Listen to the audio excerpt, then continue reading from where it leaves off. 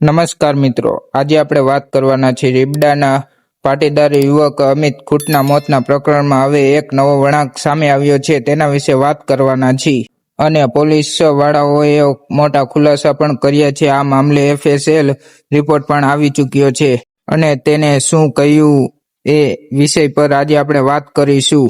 ગોંડલમાં બે વ્યક્તિઓની લડાઈ છે અને આ લડાઈના કારણે લાંબા સમયથી ચર્ચામાં રહ્યું છે ગોંડલ।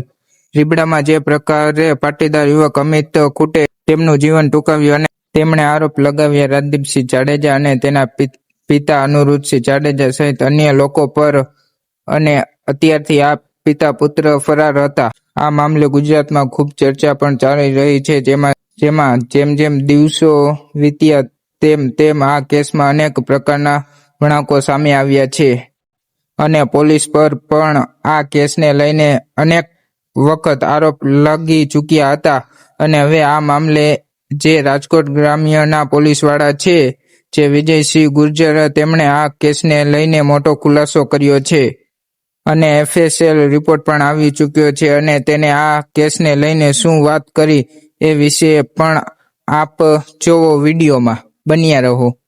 એમાં અમિત ખૂંટ આપઘાત મામલામાં FSL તરફથી સુસાઇડ નોટનો રિપોર્ટ મળી ગયો અને નામદાર કોર્ટ તરફ એને ફોરવર્ડ કરવામાં આવ્યો છે અને આમાં 3 આરોપી હજુ પકડવાના બાકી છે, અનિરુદ્ધસિંહ જાડેજા, રાજદીપસિંહ જાડેજા અને રહીમ અબ્દુલ બલોચ।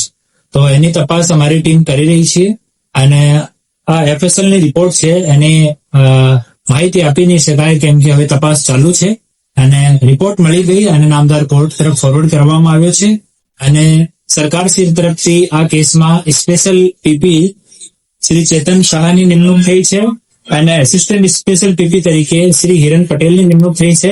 બંને સાથે અમારી વાત થઈ ગઈ અને બંનેને કેસ સંબંધિત વિગતો આપવામાં આવી છે।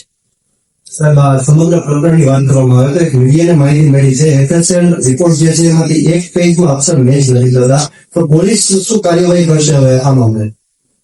આમાં FSL ની રિપોર્ટ બાબતમાં કોઈ માહિતી આપવામાં નહીં આવશે હવે, કેમ કે તમામ ઇન્વેસ્ટિગેશન હવે ચાલુ છે એન્ડ ડ્યુરિંગ ઇન્વેસ્ટિગેશનની જો પણ વાતો હોય એ શેર નહીં કરી શકાય। તો ઓફિશિયલી જેમ આપણામાં પ્રોગ્રેસ તમારી સાથે શેર કરી શકું, આપણે તમને આમંત્રિત કરીને શેર કરીશું। સંપૂર્ણ કેટલી ટીમો અત્યારે કામે લાગી છે? 3 આરોપી હજુ પણ ફરાર છે, કેટલા સમયમાં? અમારે તાલુકાની અને LCB ની ટીમ પર કામ કરી રહી। આ જે સાંભળ્યા પોલીસ અધિકારી તે વિજયસિંહ ગુર્જર છે।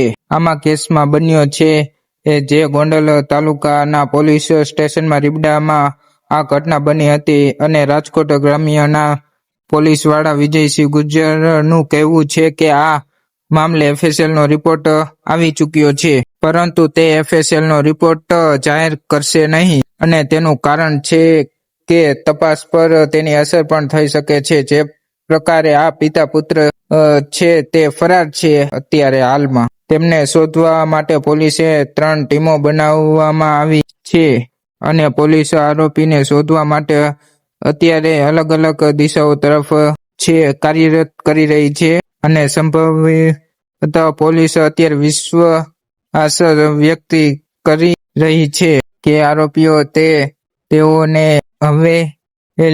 વહેલી તકે ઝડપી લેવામાં આવશે। જે પ્રકારે પાટીદાર યુવક અમિત ખૂંટ છે તેમનું જીવન ટૂંકાવ્યા પછી થોડાક દિવસ પહેલા જ રાજ્ય સરકારે એક સ્પેશિયલ સરકારી વકીલ છે તેની નિમણૂક કરી હતી।